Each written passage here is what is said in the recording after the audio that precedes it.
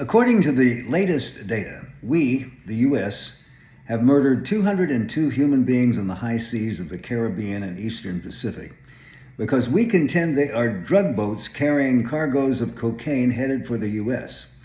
Now, I say murdered because a wide range of legal experts say the strikes are illegal and the military is prohibited from deliberately targeting civilians, even if they are believed to have committed a crime, unless they pose an immediate threat. So there's that. I'm sure the Trump lawyers and Trump himself would argue that cocaine is an immediate threat, but the law clearly means an immediate attack on this country. And if you were somehow thinking the Trump administration was sincere about this, there is the little disturbing fact that when two people survived one of the attacks and were trying to surrender, rather than doing what the Articles of War dictate, we went back and killed them too. They're doing this in our name. That is murder by any definition and a war crime, and I don't understand why there haven't been charges brought. But aside from that, there is no clear evidence that the Trump administration's campaign of destroying suspected drug smuggling boats has caused a major decrease in the amount of cocaine reaching the United States. In fact, several recent analyses and experts say cocaine remains widely available, prices haven't shot up, which is usually what happens if the supply is disrupted.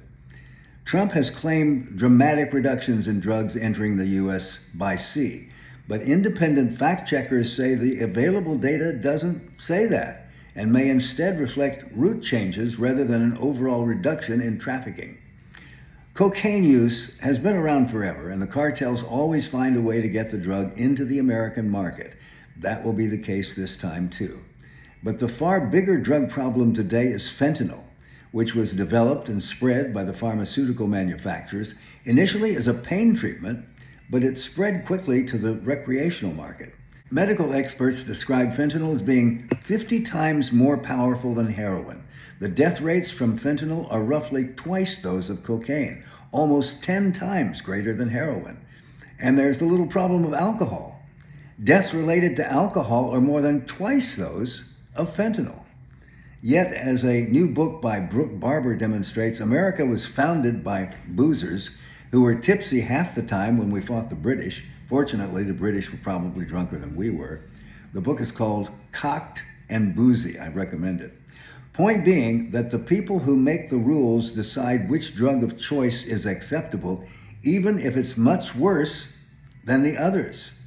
It's always seemed to me that the best way to deal with addictive drugs is to decriminalize and regulate them as a medical rather than criminal issue. I'm not sure, but I think I invented the word decriminalize when I was doing a show in Minneapolis an eon ago. Before that, the term most used was legalized drugs. I thought the term should more appropriately be decriminalized, to deal with the drug abuse the way we deal with alcoholism, as a medical rather than criminal problem. And in doing so, cut the heart out of the people who make their living by breaking the law, the bootleggers. I lived in Oklahoma as I was growing up. It was a dry state, and it was commonly said that the people most in favor of prohibition were the bootleggers and the preachers. Same today for drugs. The last thing the cartels want is to decriminalize cocaine, as we have done most places with marijuana, take the profit away, and they're out of business. But what I do know for sure is that killing people without explanation or accountability is wrong. It's murder itself is a crime under United States as well as international law. Our country is fast becoming Russia or China. In less than 2 years, we've lost our standing as a beacon for freedom and the rule of law. Imagine what another 2.5 years would bring. We can't let that happen. Onward.